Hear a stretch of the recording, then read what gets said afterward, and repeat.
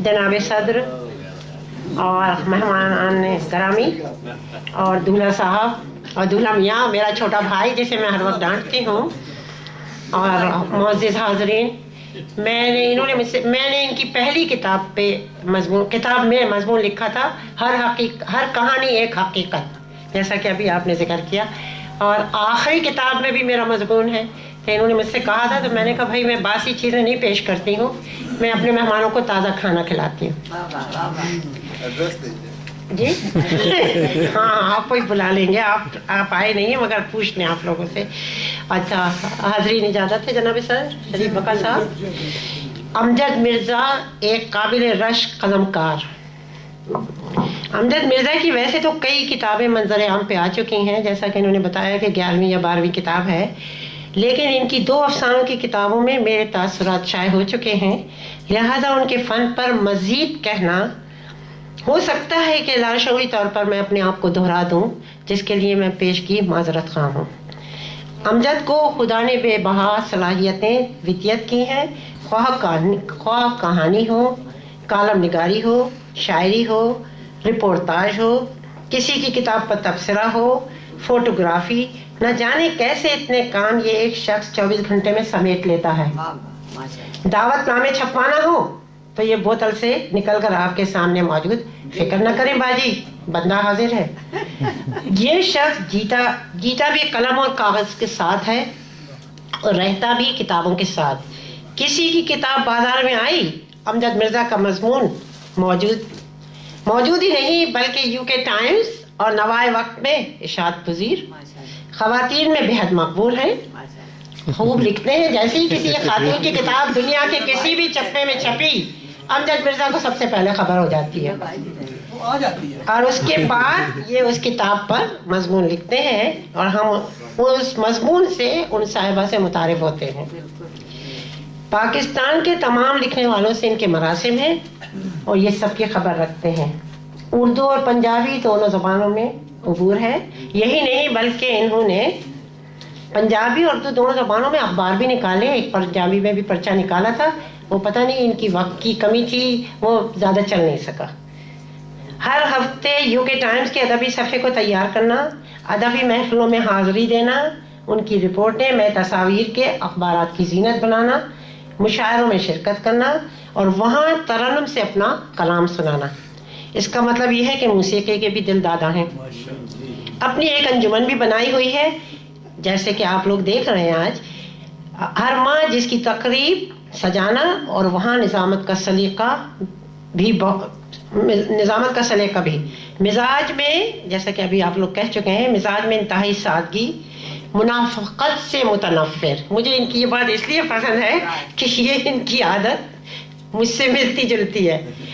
मुनाफ़क़त से मुतनफ़िर, जिसकी बात गलत लगी उसके मुंह पर बरमला कहना, बल्कि कभी कभी तो तहरीर भी कर देना, जिसकी वजह से, जो मैं नहीं करती हूँ, बाय द वे मैं नहीं करती ये काम, मैं लिखती रही हूँ, ज़बान से कह देती हूँ, जिसकी वजह से अपने दुश्मनों में भी इजाफा किया है और नुकसानात भी उठाए हैं।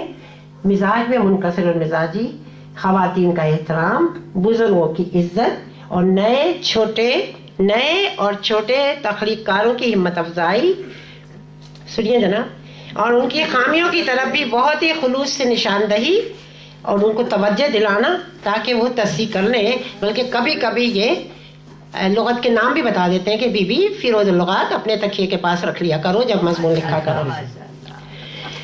वक्त की पाबंदी और वक्त की कदर कोई अमजद से पूछे और सीखे। गलत को गलत और सही को सही कहने में ये एक फौलादी शख्सियत है। वो उसूलों पर मसालिहत का कायल नहीं, जिसकी बुनियाद पर अमजद ने अपने बेशतर मुखालफिन पैदा किए हैं, मगर इनके मुवाफ़िक़ीन भी हैं। दुनिया अदब में फैले हुए हैं। अमजद पर बहुत कुछ लिखा जा चुका है। ये मुसलसल अदब की शाहराह पर तेज़ तरह गामज़न हैं और इनकी मंजिल दूर नहीं है। मैंने इकबाल के शेर की तशरीह कर दी है।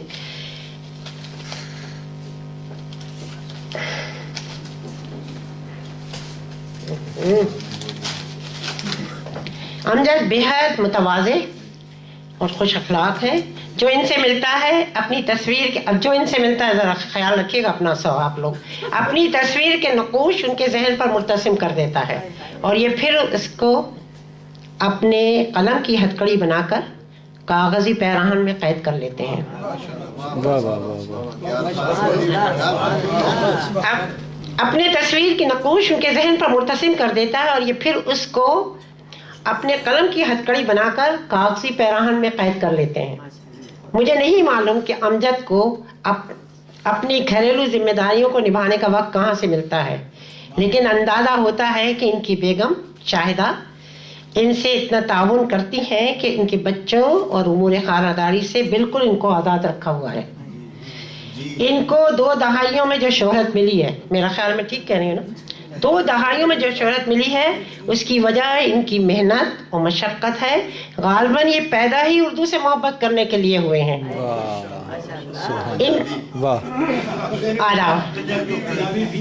ان کو فن پر کوئی حتمی فیصلہ نہیں دے رہی ہوں، ان کے فن پر، لیکن میرے نزدیک ایک ایسے انسان ہیں جن کا نام ذہن میں آتے ہی مجھے اپنے بارے میں شرمندگی کا احساس ہوتا ہے کہ میں اس قدر کاہل کیوں ہوں. میرے پاس وقت کا سرمایہ بھی ہے، میں یہ عذر لنگ بھی پیش نہیں کر سکتی کہ وقت نہیں. میں نے 3 دہائیوں سے لکھنا شروع کیا ہے، لیکن میرے پاس تخلیقی سرمایہ ان سے بہت کم ہے. بات ساری یہ ہے کہ ناچ نہ جانے آنگن ٹیڑھا. جب مجھے ناچ نہیں آتا تو میں آنگن ہی کو ٹیڑھا کہوں گی نا. یہ محاورہ عام ہے، یہ ضرب المثل کہیے یا عام محاورہ کہیے. لکھوں کہاں سے جب کہ غیب سے میرے پاس مضامین نہیں آتے. نہ آئے تو سچ تو یہ ہے کہ مجھے جس وقت تحریک ہوتی ہے، کاغذ کیسے، تحریک جب تک نہ ہو میں نہیں لکھ سکتی، صاف بات ہے. لیکن کیسے، اور میں سمجھتی ہوں کہ اپنے معاصرین میں جتنا امجد مرزا کو میں نے جتنا امجد مرزا کو جدوجہد کرتے دیکھا ہے کسی اور کو نہیں. یہ میں نہیں کہوں گی کہ یہ سب سے اچھا لکھ رہے ہیں یا میں ان کو سب سے زیادہ پسند کرتی ہوں، کیونکہ ہر ایک کا اپنا ایک مقام ہے. یہ تو مستقبل کا مورخ طے کرے گا کہ کون عظیم ہے، کون اچھا برا تو آپ کہہ سکتے ہیں لیکن بڑا نہیں کہہ سکتے اور چھوٹا. اپنی محنت، یہ ان کو جتنی میں نے جدوجہد کرتے دیکھا ہے کسی اور کو نہیں. اپنی محنت اور مسلسل مطالعے، مشاہدے، تجربات اور پابندی سے اپنی تخلیقی صلاحیتوں کو وسعت دے رہے ہیں اور اردو ادب کی آبیاری کر رہے ہیں.